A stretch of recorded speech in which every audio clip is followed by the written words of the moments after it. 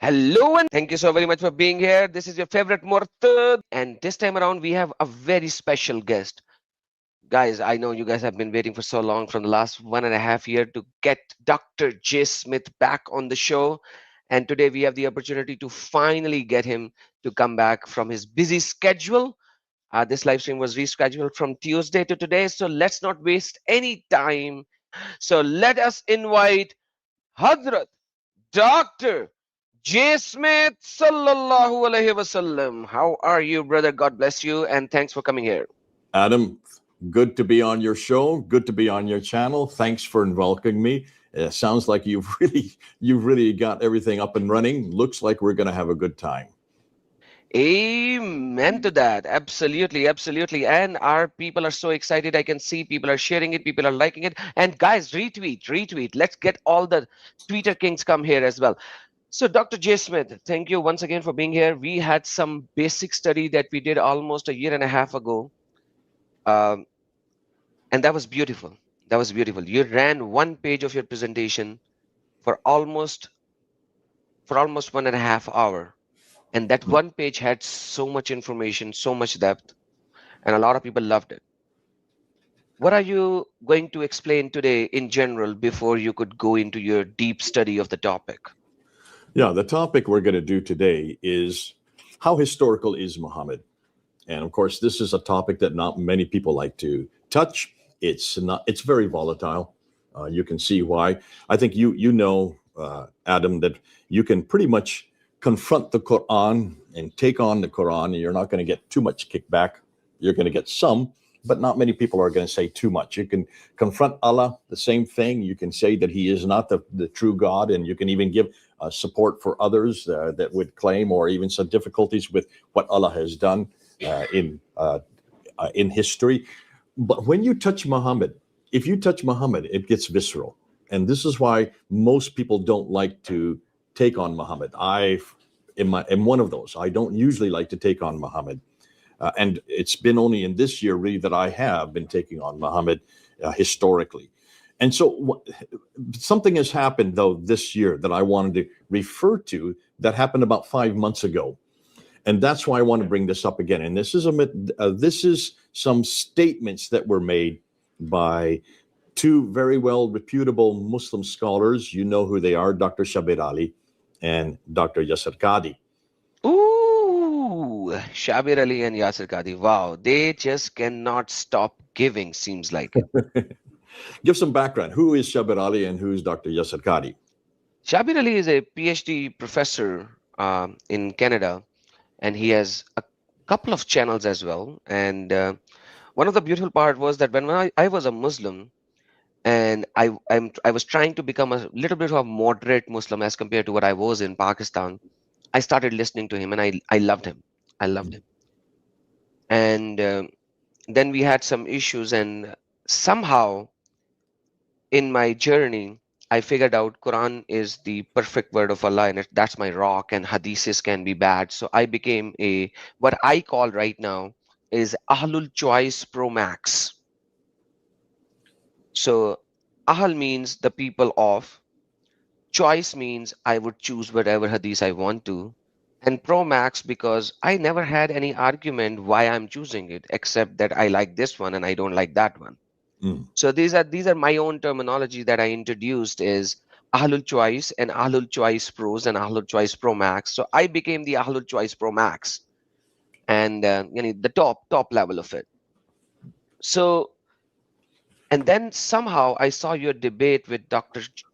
Shabir Ali, which happened in 2012, but I was watching it in 2016. It was in 2017, 2014, the debate. 14. So I was watching it in 2017, and man, that was a utmost shameful debate for Dr. Shabir Ali.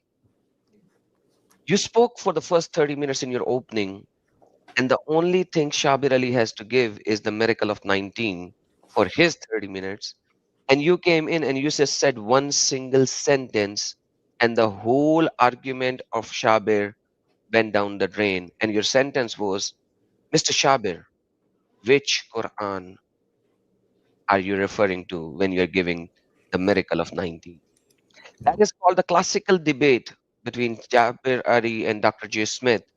And trust me, I have given this debate to so many Muslims who have come to a conclusion that there is so much errors and problems and moral issues in the ahadith, and now they think that Quran is their rock, and Quran has never been changed, it has never been preserved.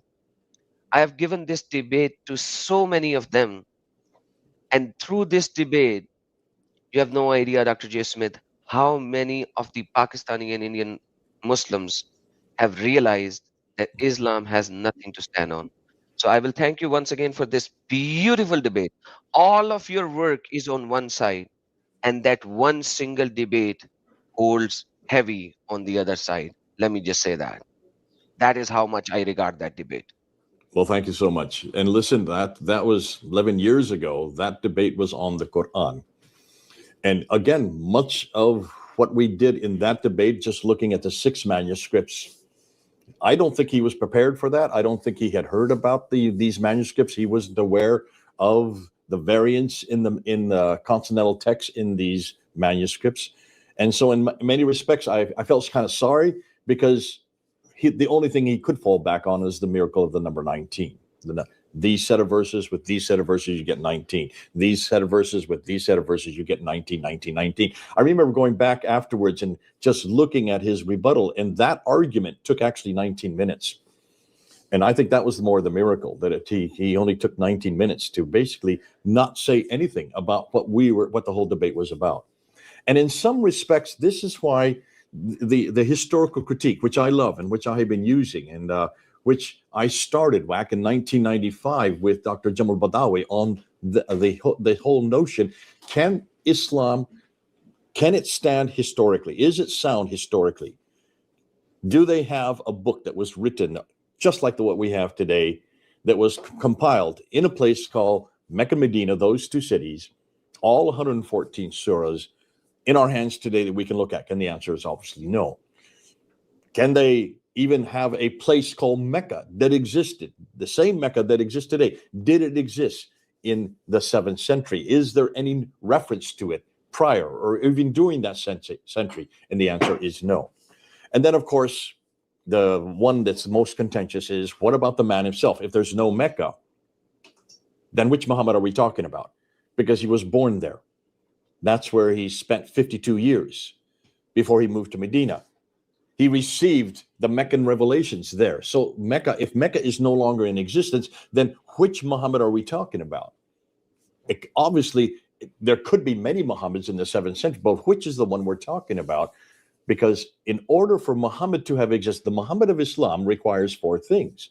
And the 4 things he requires is, first of all, he had to have been born in Mecca, lived 52 years there, had to receive a book called the Quran in that time period, and he had to, those that book had to have been 114 surahs, not a little bit here, not something from him or a patch from here. It had to be all 114 surahs, because this is what Muslims claim. This is what's in Al-Bukhari, Sahih Bukhari, Volume 6, Hadith number 509 and 510. And more importantly, all of these events that took place in his life, receiving the Quran, had to have happened and be finished by 632. So that was the problem. That is the problem that is still exists today. How are you going to fulfill that? Now, that man at that place doing those things in that time, those are the 4 things we always ask of any historical character. And we had to do the same thing with Jesus Christ. Can you imagine, Adam, if we said of Jesus Christ, we don't care what Jesus you find in the 1st century, he existed because we can find references to him. We don't care. As long as you can find references to Jesus Christ in the 1st century, we'll be satisfied. But no Christian would ever accept that. We demand that the Jesus we're talking about was born in Bethlehem, grew up in Nazareth, died in Jerusalem, and rose again, and claimed to be God. That's the Jesus we want to look at. That's the Jesus we demand. Because if Jesus did not do any of those things in that time period, then you and I are damned. And we would not accept any other Jesus. We need that Jesus. And if we demand that for Jesus, Muslims must demand the same for their prophet. They're not just going to accept any person named Muhammad. So here's the difficulty for Muslims. in order to do what we have done for Jesus, because this was asked of Jesus way back in the 1800s in Germany and places like Tübingen, Wellhausen. Can you prove that there is a historical Jesus? Can you prove that what Matthew, Mark, Luke, and John said about him? Can you prove that he actually said these things and did these things? And more importantly, did he die on the cross? And then did he rise again? Because that's at the very basis of everything we believe, his death and resurrection. And boy, we were caught with our pants down, as we say in English here in the United States. We did not have the evidence, not in the 1800s. And so by 1905, it decimated the church. Has still, along with Darwinianism, the church has really not recovered in places like Europe. In America, it has, and in other places, in Africa, certainly in Asia, it has, because we have done our homework since then. And we have found now who this Jesus is. We have found that there are external evidence for the person of Jesus Christ in the first century, and not just any Jesus, for the Jesus who was born in Bethlehem. We have now found Nazareth. That was always a problem until the last 20 years. There was no reference. We couldn't find where this city called Nazareth, that has now been found. It has been excavated. But we had to do that. We had to prove that these places that are written about him, what he did and what he said. What he did and what he said, well, Muslims should know what we're talking about, because that's the siddha of Jesus, what he did and what he said. That would be the hadith of Jesus. So there's the siddha and the hadith of Jesus. We have been able to support the siddha and hadith of Jesus. And we have done that so much so that that's why we are so confident that we do have the right man. We do have the right place. We do have the right events, and we have it in the right time. Now, the same thing must be asked of Islam and any religion that makes historical claims. Every religion does make. The Mormons make historical claims. The Jehovah's Witnesses make historical claims. The Hindus, the Sikhs, the Hindus, the Vedas, the Upanishads, the Bhagavad Gita, there are all kinds of historical claims in those books. They have to support those claims. The Granth Sahib for the Sikhs, they have to support those historical claims. And certainly Islam has the same problem, because the Quran and the traditions are full of historical claim after historical claim about this man, Muhammad, born in Mecca, lived 52 years there, died in Medina, lived the last 10 years of his life in Medina, did many things. And what he did and what he said have to be supported historically. Why? Because every religion that claims to be historical, in order to verify, support, give credibility and authority for everything they do, comes from one man really one book modeled by one man. That's why Christianity and Islam are so similar. Both Christianity and Islam, both of us believe in one book modeled by one man, the Book of the Man. I say Book of the Man, I've been saying it for years. And it's become a phrase almost that it's always equated with everything I do. The Book of the Man, the Book of the Man. Now I add to that the place. The Book of the Man, the place. But let's stay with the Book of the Man today, because we really want to look and ask about this man. What did he say and what did he do? Now, in order to support that, the Muslims are going to have to come up with material from his time about what he did and what he said, about his siddha and his hadith. They're going to have to come up from the 7th century in the same place. Now, but let's throw the place away for now. Let's just talk about what he said and did, the siddha in the hadith. Siddha would be the biography, the hadith would be the sayings. In order for Muslims to support their man, they're going to have to find sayings and traditions about what he did from the 7th century. And this should be easy, shouldn't it, Adam? Go ahead, come back to me on that. What do you think? Absolutely, it should be easy, because apparently he conquered so many cities, he attacked so many locations, he killed and raided 7 tribes of Jews over there. He threw them into another location, so Jews were there. He had fights and debates with Christians, so Christians were there. There are so many idol worshippers there, Mushrikeen in Makkah and Mushrikeen in Medina. So there are so many known Muslims over there who were either killed by him or his forces, or thrown out of the Medina to a different location and then killed and then made slaves of. And there were so many people whom he raided outside Medina by his forces to the fringes of Oman and Iran as well, all the way to the Tabuk as well in the north. So yeah, so there are so many non-Muslim involved, that there has to be a lot of writing. I fully agree. There has to be a lot of writing from that time, which could tell us all of these, or at least 10% of these, so that we can have a historical Muhammad. I couldn't agree with you more. I Okay. absolutely agree. 7th century. How long ago are we talking about? 1400 years. 1400. Not very long, isn't it? When it Nope. comes to literature, when it comes to writings, when it comes to documents. Absolutely. Okay. Where were these writings being written? Who was writing them? No, now you are probably talking about Islamic thing.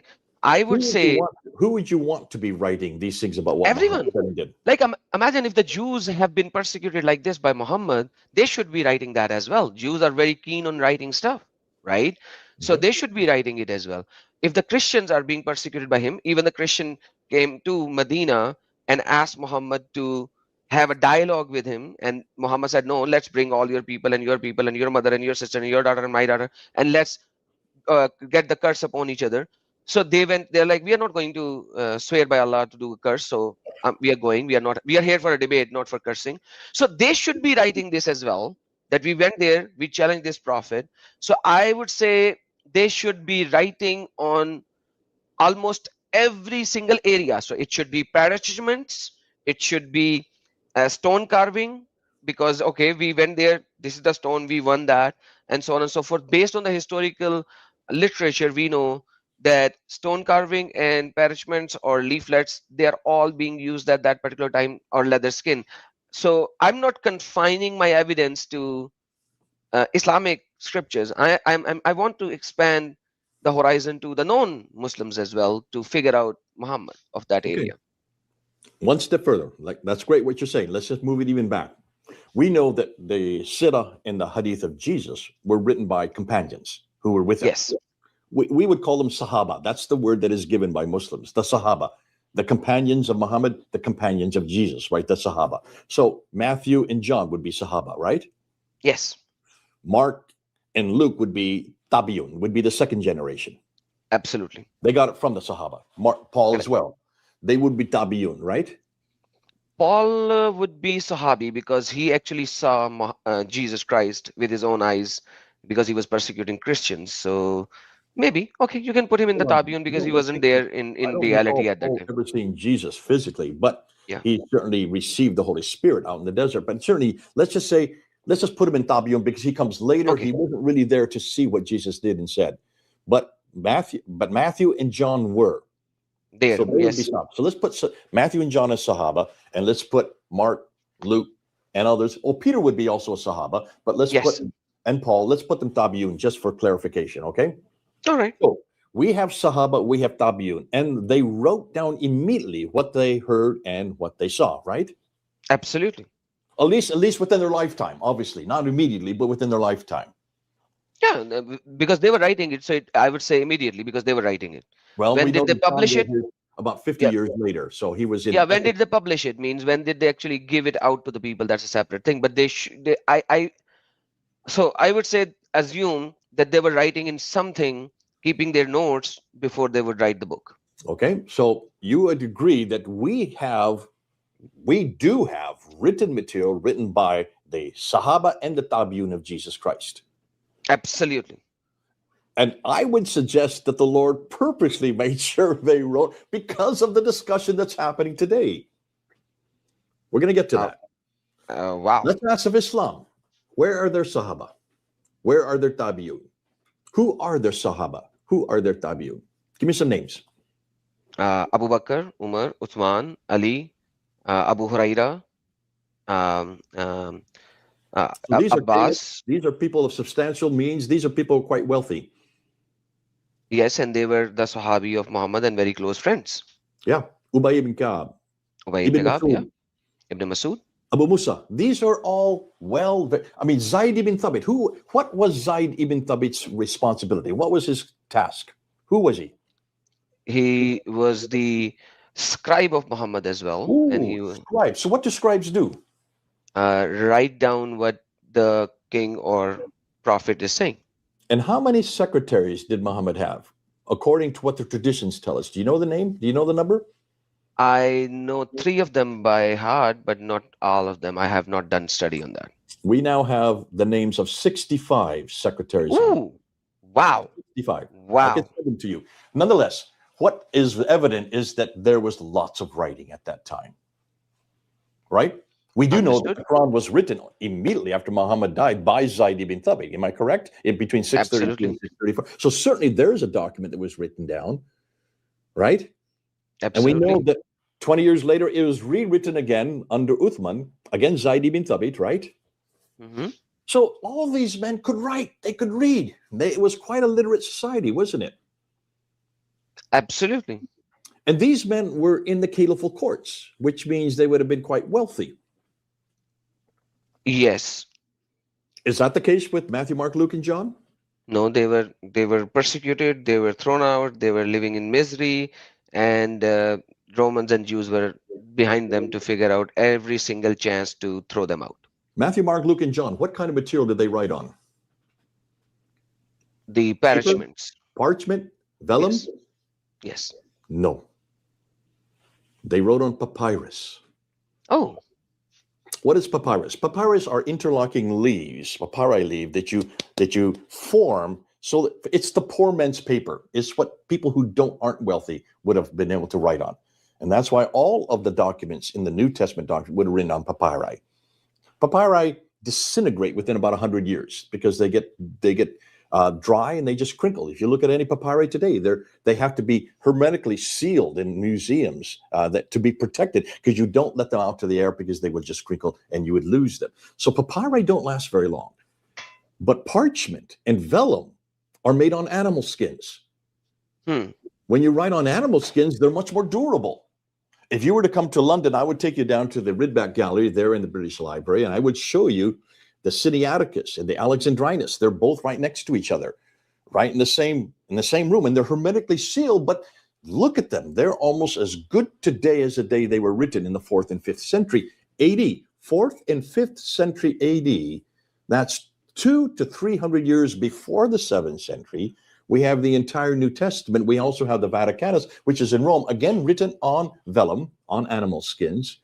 And that's also from the 4th century. So we have three metropolitan codices of the New Testament alone, a pretty important document. That's why it was commissioned, possibly, maybe by Constantine. We're not sure. But it was commissioned in the 4th century to preserve it. And it is good today as the day was written. Now, there's a little bit of fading in the ink because that the ink does fade, but the parchment doesn't. And each one of these documents, if you look at the Sinaiticus, 62 different deerskin had to be taken to write just that one codex. 62 deer. You have to be pretty wealthy to be able to write on deerskin. Wow. You Wow. can see Wow. why the early disciples, they didn't have money like that. They couldn't use parchment or vellum. That's why they were forced to write on papyrus. And as soon as they wrote, they sent it out to different churches, and that was copied upon copies upon copies. And that's why there's no way in the world that we would expect to have the originals. Why? Because they were written on papyri. Now let's ask the same question of Islam. These men were in the caliphal courts. They were there with Abu Bakr and Umar and Uthman.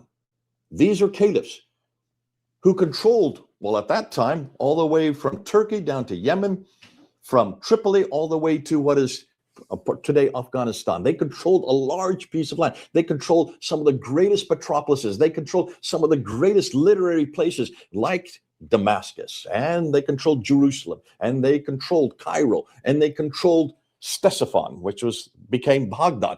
And in every one of these places, there was libraries, there was literature, these were secretaries. And these guys in the caliphal courts, according to what the traditions, they were there in Medina, and therefore they would have not needed to use papyrus like the early church had to use. They would have had parchment and they would have had vellum at their disposal. So the question I ask you, looking at the two different genres, looking at the two different ages, looking at the two different groups, the Christians on this side only had papyri to work on. The Muslims on this side had parchment and vellum, animal skins. Who do you think should have the best material for us to look at? The one with the leather one, because They had all that, and even in Sahih Bukhari 4987 and Sahih Bukhari 4988 and Mishkat 2221 actually talks about them writing on leather of animal skins. So we get from the hadiths that they had leather skin. So So where by are they? definition, huh? Where are they? We can't find them. Remember in the 2014 debate that I had with Shabirani, did I not ask this question? Where, according to your traditions, according to Sahih Bukhari, volume 6, hadith number 510, it says that Uthman woke up Zaid ibn Thabit. He'd been asleep for 20 years. I'm joking, of course. And he says, get that copy, and that was given to Hafsa, which, so according to some tradition, she left under her bed, had been left for 20 years, and rewrite the Quran in the Qurayshi dialect. And then he sent 5 copies. Some say it may be more, but let's just go with 5 because that's what most Muslims claim today. 5 copies to 5 cities: Mecca, Medina, Basra, Baghdad at that time. Well, it really wasn't Baghdad yet, but let's just say Baghdad, and Damascus. So those are the 5 cities. And the reason he sent them to those 5 cities is so that they would never be changed again. Because remember, Udaifa had been up in Azerbaijan. He had been battling against the Azerbaijanis. They won the battle. They had gone to the mosque to celebrate it and do their prayers. And there were other Muslims there from Damascus and from Iraq. And as they were listening to the prayers, they heard different recitations of the Quran. And they started fighting with each other. And Udaifa came back down to complain to Uthman that we must never have different Qurans. I heard different recitations of Qurans that is not the same as what we recite. We must make sure we standardize it, and that's why they did it. They standardized the text for the Quran itself in 652, sent to 5 cities. Okay, Adam, there should be 5 copies of those Uthmanic recensions. Can you tell me where there's one today? You're asking me a question that even the most well-educated historian Muslims are not able to find. Tahir Altakulich and Ekmel Sanulu, both of them, when they wrote their book on the Musaf al-Sharif, which came out in 2007, had said categorically, there are no Uthmanic recensions. We don't have any of them.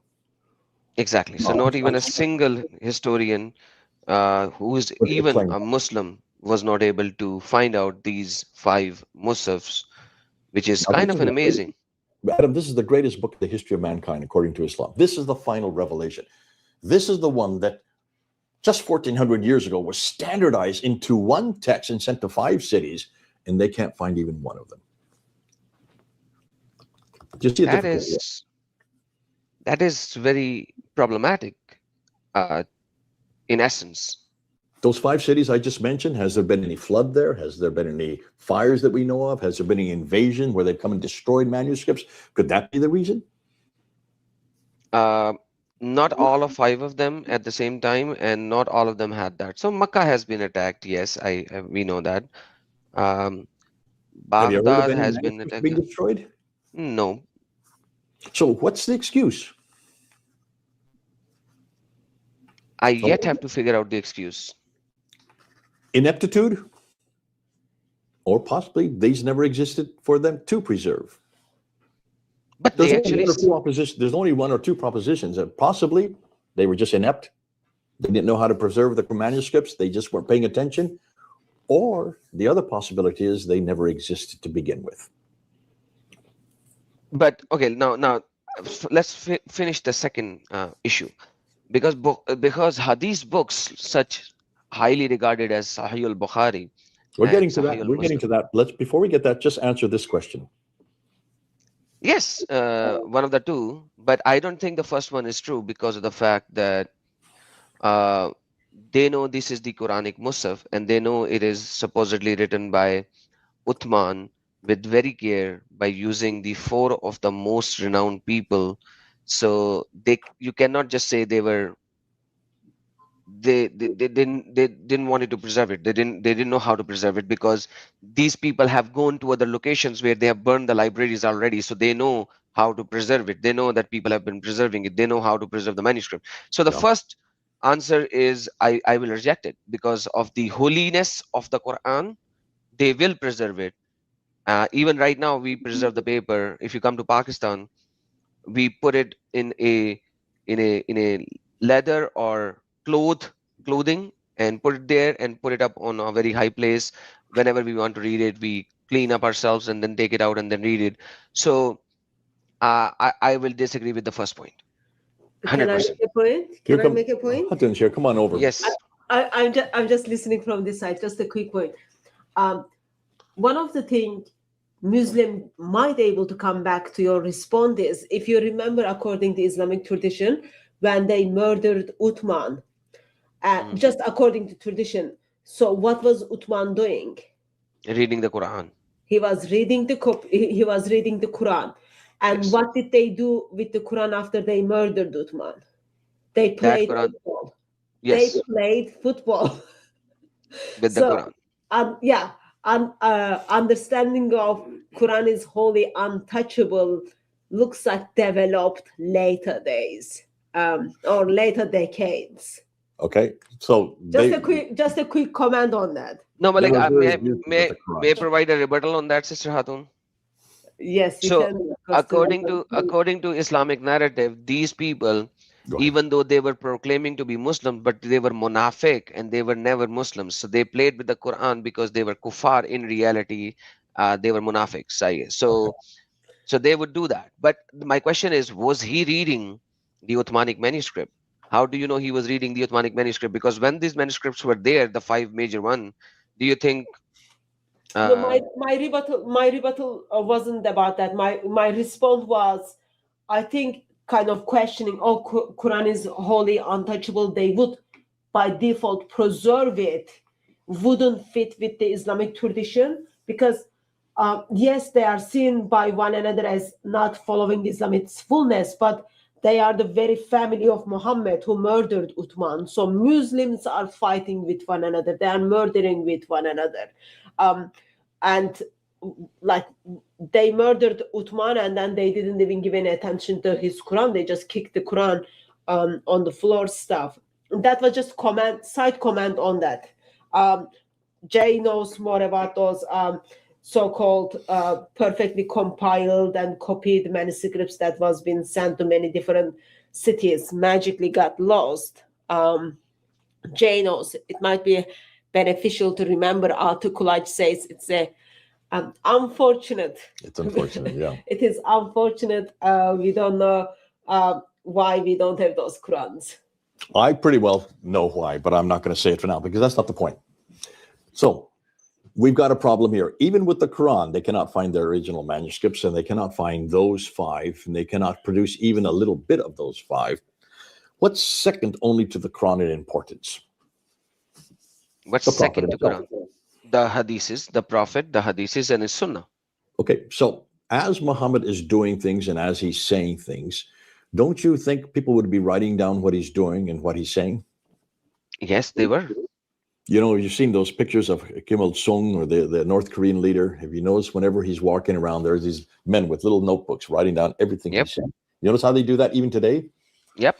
All the more so if you think that somebody is the final prophet, the greatest prophet, the paradigm for all mankind, for everyone, everywhere, in every place, in every time. If you believe that that's the man you're looking at and what he's saying and what he's doing, you would want to write down everything he's saying, what he's doing, right? Absolutely. Okay, so even more so, I would say, well, the Quran is important, yes, and we've gone through that. Everybody has confronted that. But how many people are asking this question? Well, what about what Muhammad said and did? What about his sirah and his hadith? I would suggest that they should have been written down immediately. I couldn't agree with you more. So where are they? Oh, we have so many hadith books. Okay, written by the Sahaba and the Tabi'un. Mishkat. Mishkat al-Masabi. So that's the 6 compilations of the 6 major hadith. Yes. But Yes. that's written in the 11th century, collecting that which came from the 9th century, right? Still not from the 7th century. Musnad Ahmad. He was pretty close. Who? Muwatta Malik. Muwatta Malik is the Muwatta Imam. Malik. Oh, that's the favorite. Everybody loves Muwatta Malik. Yeah. It's pretty close. Wow. That's a good one. And he was right there, right? Yeah. And he was hearing what Muhammad said. Seeing what Yeah. Muhammad did. And he wrote exactly what Muhammad said and did, right? Alhamdulillah. Okay, where is his document? We don't have it? Hold on a minute. You're the man that knows everything. You're the one that's been a Muslim. You tell me, where is his document? Where is there any manuscript from Al-Malik? Muwatta al-Malik. Where is this Muwatta al-Malik? Everybody loves that. You love it. Show me any reference of any extant manuscript. You know what I mean by extant manuscript? That we No, have in our please hands explain it today. to us. Extant means manuscript that we can look at and we can have in our hand. So when I did that debate in 2014, what was I talking about? Extant manuscripts. So when I was talking about the Topkapi, that's in the Topkapi Museum. When I was talking about the Samarkand, that's in Uzbekistan. When I was talking about the Sana, that's the one that's in Yemen. When I was talking about the Husseini, that's the one that's in Cairo. When I was talking about the Petropolitanus, that's the one that's in France. When I was talking about the Ma'il, that's the one that's in London. So I was actually talking about 6 major manuscripts. There have been some that have been added to in the last 11 years, but these are the 6 earliest manuscripts, most complete manuscripts that Muslims own today, all of which are extant. That means we can look at them, we can see them, we can actually read what they're saying and actually date the pages that they're written on, the parchment in the vellum that they're written on. That's what I'm asking. You need extant manuscripts. Where are they for the hadith in the center? Where's Muwatta's extant manuscript? So the oldest known manuscript of Muwatta Malik is 400 years after that of Muhammad, if I'm not mistaken. Wow, where'd you get that? In one of your lectures. Oh, you're totally You've jumped the gun on this. I don't care about 400. I want from the 7th century because he's living in the 7th century. So I've been told. Okay, I want someone who was there. I don't care about someone who thought, who got it from someone, who got it from someone, who got it from someone, who got it from someone. I want someone who is actually there. I want a Matthew and a John. I want a Mark and a Luke. Somebody of that caliber. Give me a name. You can. What do they claim? Zaid ibn Thabit. He's a But second. we don't have anything. We don't have anything of him. Nothing. So I can't claim that. Sorry. You can't claim that. You're going to have a problem trying to claim anything. So let's go ahead and let's see what happened 5 months ago.